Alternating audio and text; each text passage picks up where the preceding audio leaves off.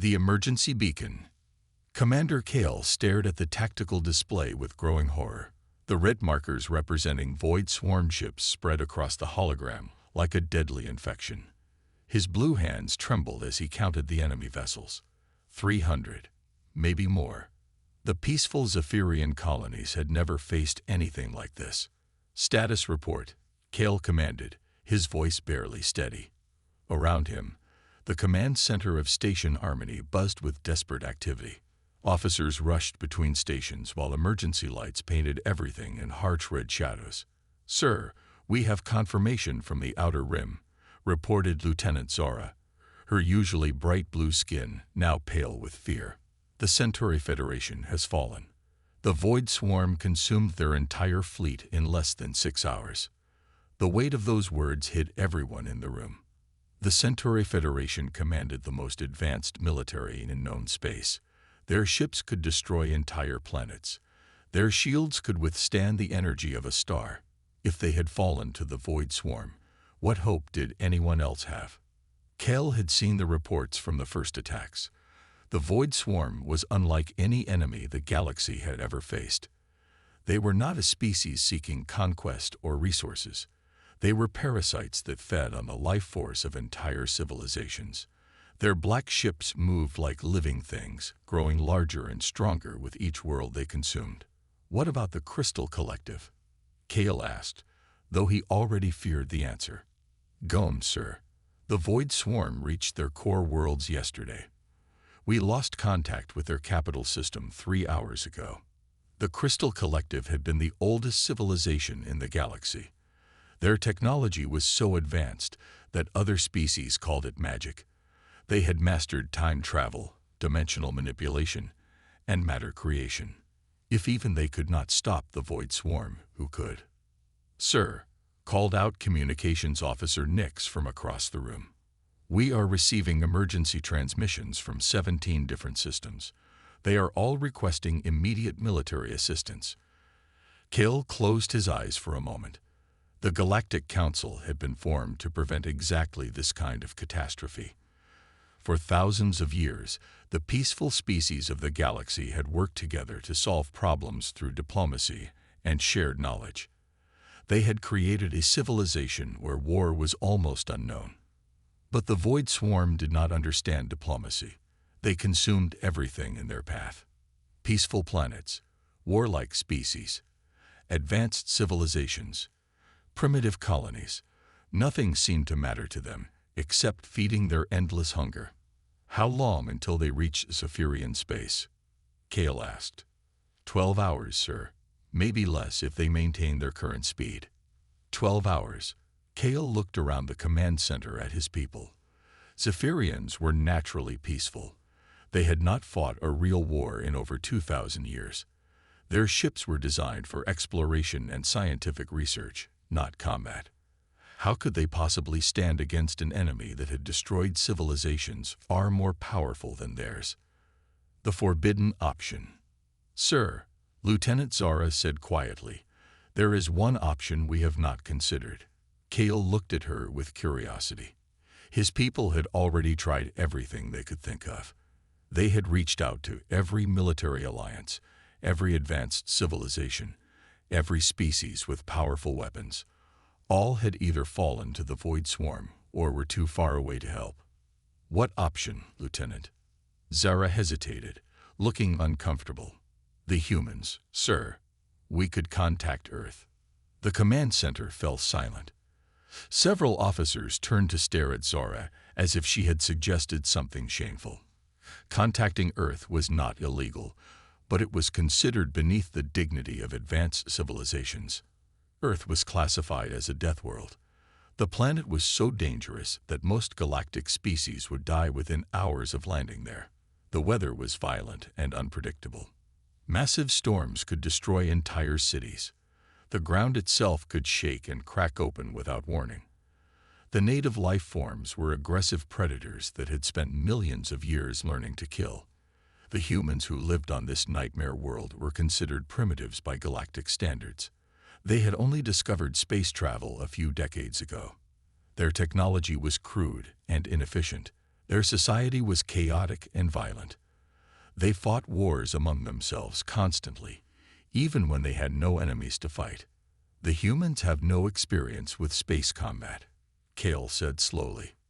Their ships are barely capable of leaving their own solar system.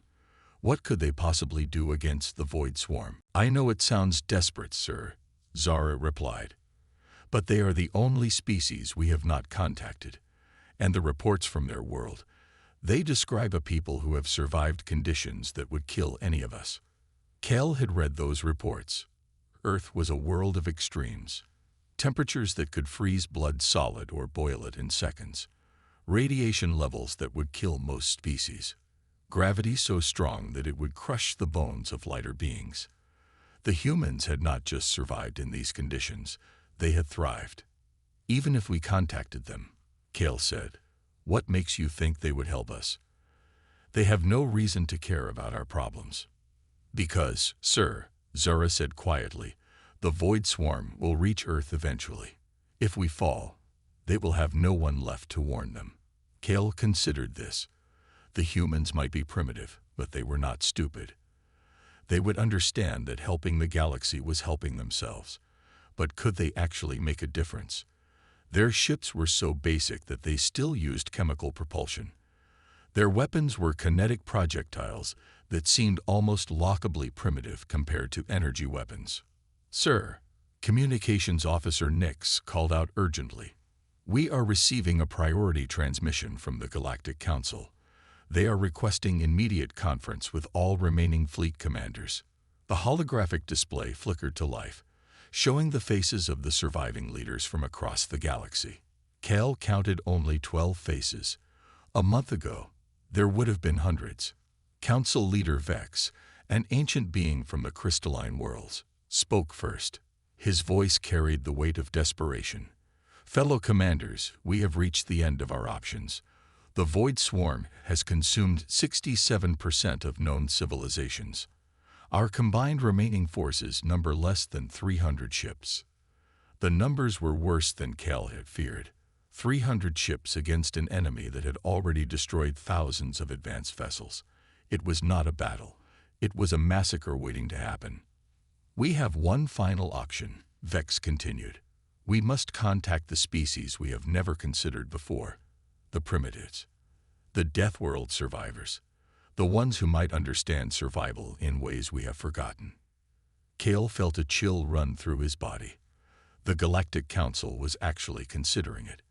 They were going to call Earth for help. First contact with the Deathworld.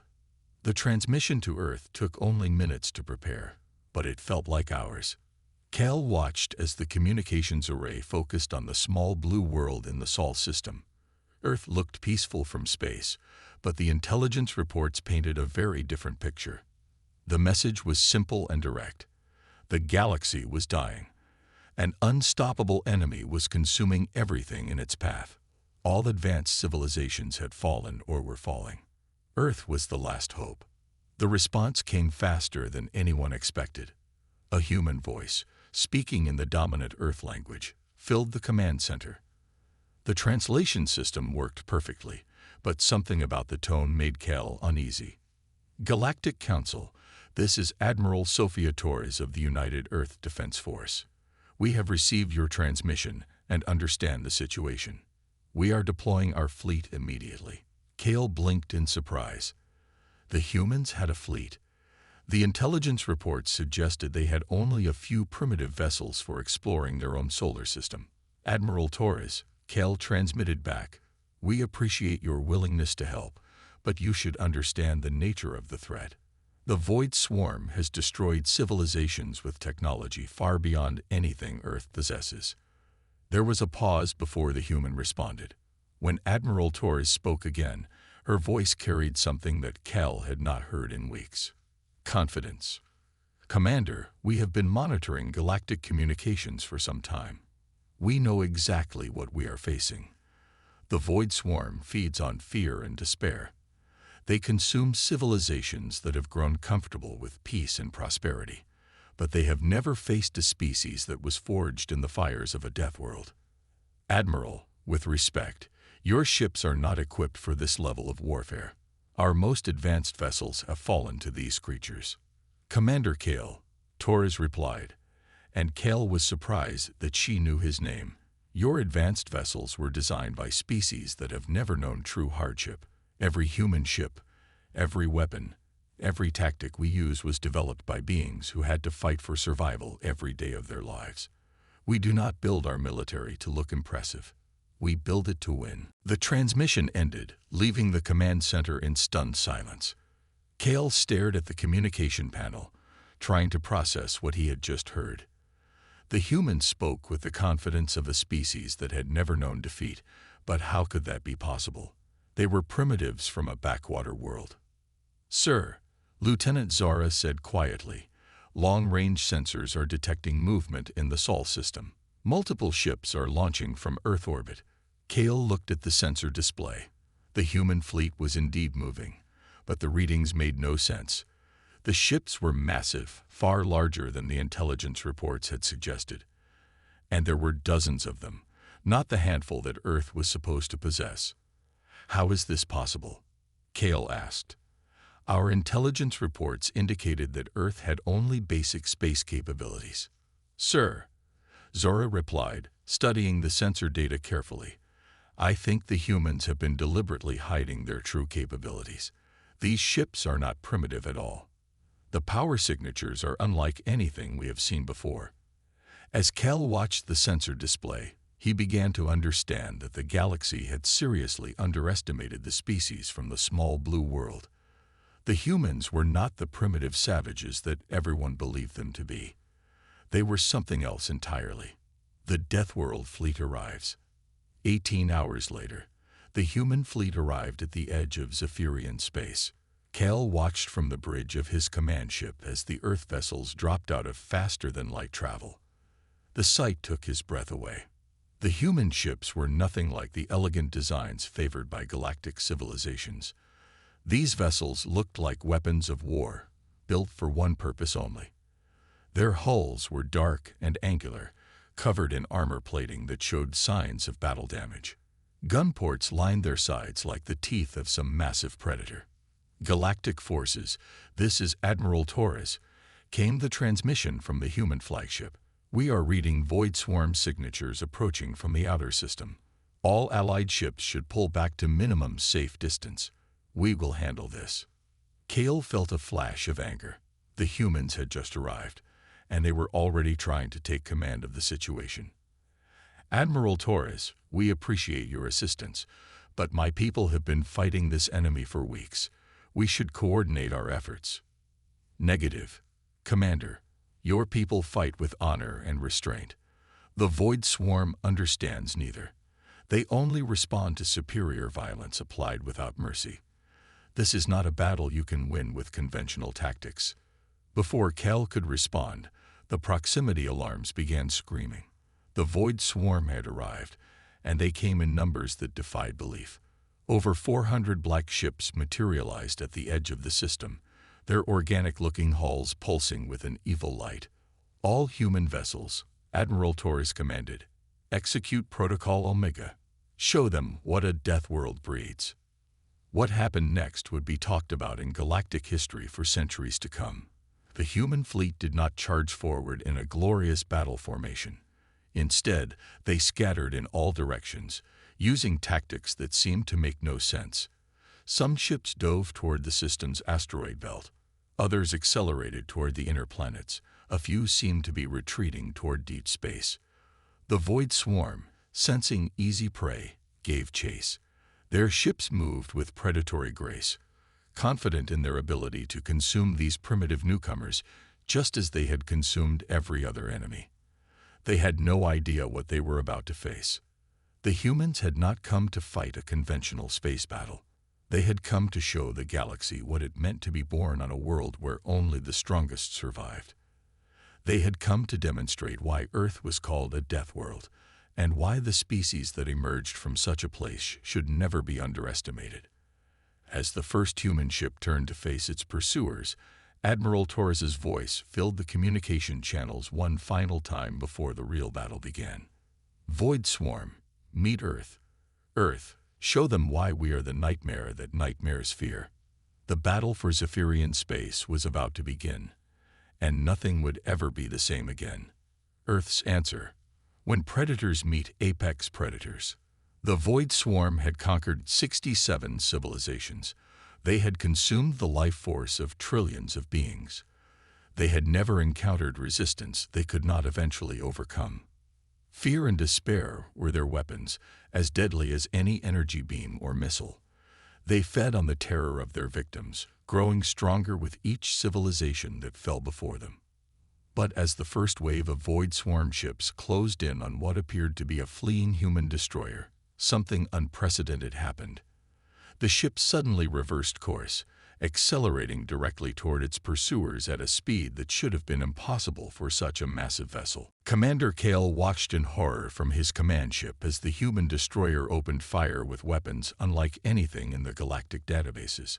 Instead of elegant energy beams or sophisticated missiles, the humans used crude kinetic weapons that fired solid metal projectiles at incredible velocities. The primitive ammunition punched through the Void Swarm's advanced bio-armor like it was paper. The organic ships, designed to absorb and redirect energy weapons, had no defense against simple chunks of metal traveling at relativistic speeds. Internal explosions tore through the alien vessels as the projectiles continued their deadly path. "Impossible," whispered Lieutenant Zara from her station. "Their weapons are so primitive, but they are more effective than our most advanced systems." The human destroyer did not stop firing until its ammunition was exhausted. When the last projectile was spent, the ship continued its attack run, ramming directly into the largest Void Swarm vessel. The explosion that followed vaporized both ships and damaged several others in the enemy formation. "They sacrificed themselves," Kale said in disbelief. "They deliberately destroyed their own ship to take out the enemy." It was a tactic that no civilized military would ever consider. The idea of deliberately sacrificing your own people went against every principle of galactic warfare. But the humans were not fighting by galactic rules. They were fighting by the brutal laws of survival that governed their death world. Admiral Torres's voice crackled across the communication channels, as calm and professional as if she were discussing the weather. "Destroyer Prometheus has completed its mission. All units, continue pattern Omega. Remember, we are not here to win pretty. We are here to win." The Death World Doctrine. The battle that followed defied every tactical manual ever written. The humans did not fight like a civilized military force. They fought like the apex predators of a world where only the strongest survived. Every tactic they used was designed not just to defeat the enemy, but to completely eliminate their ability to fight back. When a group of Void Swarm ships tried to use their standard intimidation tactics, broadcasting psychic fear directly into the minds of their enemies, the human response was immediate and devastating. Instead of being paralyzed by terror like every other species, the humans seemed to become more focused, more determined. "Fear is just another environmental factor," Admiral Torres explained to the confused galactic commanders. "On Earth, everything is trying to kill you. Fear is what keeps you alive. We learned long ago how to use it as a tool instead of letting it use us." The humans had turned the Void Swarm's greatest weapon against them. Where other species became paralyzed by the aliens' psychic attacks, humans became more dangerous. Their adrenaline systems, evolved to handle the constant threats of a death world, turned fear into strength. Dr. Mira Chen, the human scientist who had been working with the Galactic Council, explained the phenomenon to the bewildered alien observers. "Every human is descended from survivors. Our ancestors faced ice ages, volcanic eruptions, asteroid impacts, and thousands of other extinction-level events. Those who could not adapt to fear died out. Those who could use fear to fuel their survival instincts became our ancestors." Commander Kale watched in amazement as human ships executed maneuvers that should have been impossible. They used the gravity wells of planets as slingshots, accelerating to speeds that would crush the crew of any other species. They hid in the coronas of stars, using radiation levels that would kill most galactic life forms as camouflage. How are they surviving those conditions? Asked Lieutenant Zara, as she watched a human cruiser emerge from behind a gas giant, its hull glowing with residual heat from atmospheric friction. Their ships are not just built to explore space, Cale realized. They are built to survive in the most hostile environments imaginable. Every system is designed with the assumption that everything will go wrong at the worst possible moment. The human vessels looked crude compared to the elegant galactic designs, but they were incredibly resilient. Where other ships would have been destroyed by the punishment they were taking, the human vessels kept fighting. Their armor was designed to be repaired during battle. Their weapons were built to keep firing even when the ship was falling apart around them. Psychological warfare. Perhaps most disturbing was how the humans used psychological warfare against an enemy that was supposed to be immune to such tactics. The Void Swarm fed on fear and despair, but the humans gave them something else entirely. When captured Void Swarm communications were analyzed, the translations revealed something that shocked every galactic observer. The parasitic aliens were expressing confusion and uncertainty. For the first time in their existence, they were encountering prey that refused to behave like victims. Human ships are broadcasting on all frequencies, reported Communications Officer Nix. They are sending messages directly to the Void Swarm in their own language. The content of those messages was unlike anything the peaceful galactic species had ever heard. The humans were not pleading for mercy or trying to negotiate. They were making threats, specific, detailed threats about what they would do to any Void Swarm ship that did not immediately retreat. They are describing their home world, Dr. Chen explained to the horrified alien observers. They are telling the Void Swarm exactly what kind of place produces beings like us. They are explaining what happens to parasites that try to feed on apex predators. The psychological effect was immediate and devastating. The Void Swarm ships began to move with less coordination. Their attacks became hesitant, uncertain. For the first time since their arrival in the galaxy, they were experiencing something they had never felt before: doubt. The humans are making them afraid, Cale realized with a mixture of admiration and horror. They are turning the Void Swarm's own weapons against them. The pack hunters. As the battle continued, the humans revealed another aspect of their nature that the galaxy had never suspected. They did not fight as individuals or even as organized military units. They fought as a pack, with an instinctive coordination that seemed almost telepathic. Human Bravo Squadron. This is Charlie Leader, came a transmission that Cale intercepted. We have 3 wounded ships falling back to your position. Can you provide cover? Copy that, Charlie Leader. We see them. Forming protective formation now. Any ship that wants to hurt our people will have to go through us first. The loyalty and fierce protectiveness that the humans showed for each other was unlike anything in the galactic military experience. They would risk everything to save a single crew member. They would sacrifice their own ships to protect damaged vessels. They fought not just for victory, but for each other. This pack mentality made them incredibly effective against the Void Swarm. The parasitic aliens were used to facing enemies who would abandon their wounded to save themselves. They had never encountered a species that became more dangerous when their family was threatened. Human vessel Defiant is heavily damaged, reported Lieutenant Zora.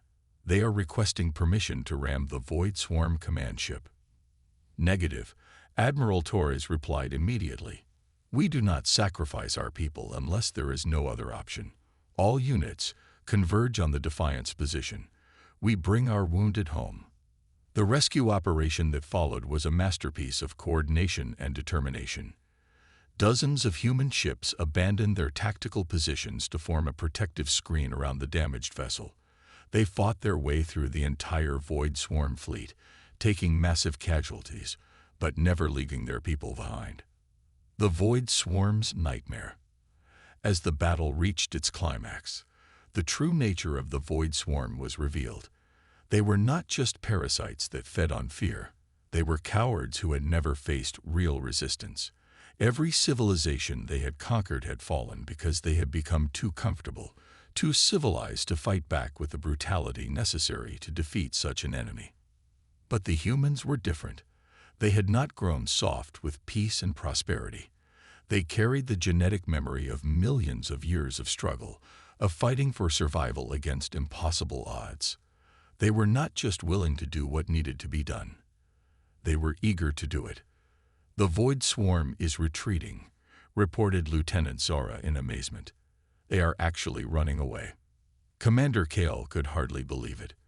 The unstoppable force that had consumed 2/3 of the galaxy was fleeing from a single species that most civilizations considered primitive. The humans had done in hours what the combined galactic military had failed to do in months. "Admiral Torres," Kale transmitted, "how did you know it would work? How did you know they would run?" The human commander's response was simple and chilling. "Because we recognized what they really were. Bullies. Parasites. Cowards who had never faced anything that could fight back. They fed on the fear of civilized species who had forgotten how to be dangerous. But we never forgot. We never had the luxury of forgetting." The price of salvation. The Battle of Zephyrian space was over, but the cost had been enormous. The human fleet had lost nearly half its ships. Thousands of Earth's finest had given their lives to save a galaxy that had never shown them any respect or recognition. As the surviving human vessels regrouped, Commander Kale finally understood what the galaxy owed to the small blue world. The humans had not just saved them from the Void Swarm. They had reminded them of something they had forgotten in their centuries of peace and prosperity. "They saved us all," Kale said quietly to his crew. "Not just from the Void Swarm, but from ourselves. We had become so civilized that we forgot how to fight for our survival." Dr. Chen, the human scientist, joined the post-battle conference from her ship. Her words would be remembered by every species in the galaxy for generations to come. "The universe is not a safe place," she said simply. "It is hostile, dangerous, and full of threats that will destroy you if you let them. Peace is not the natural state of existence. It is something you have to fight for, something you have to defend with everything you have. Earth taught us that lesson every day for millions of years. We never forgot it, and we never will." The humans had won the battle, but they had also won something more important. They had won the respect of an entire galaxy. Never again would Earth be dismissed as a primitive backwater world. Never again would humanity be underestimated. As the human fleet prepared to return to Earth, Admiral Torres made one final transmission to the assembled galactic forces. Her words were simple, but they carried the weight of absolute truth. "The galaxy is safe for now. But remember what you learned here today. Peace is not free. Freedom is not guaranteed. And sometimes, the only way to preserve civilization is to embrace the savage strength that built it in the first place." The humans had answered the galaxy's desperate call. They had shown that sometimes, the greatest strength comes from the darkest places. Earth was a death world, but it was also the world that had bred the galaxy's salvation. And in the depths of space, the Void Swarm fled toward the dark places between the stars, carrying with them the memory of a species that had turned their greatest weapon against them. They had come to feed on fear, but they had learned to fear themselves. The galaxy was safe, protected by the children of a world where only the strongest survived. And in that safety, the other species began to understand that sometimes the monsters you fear the most are the ones standing between you and something far worse. Earth had answered the call, and the galaxy would never be the same.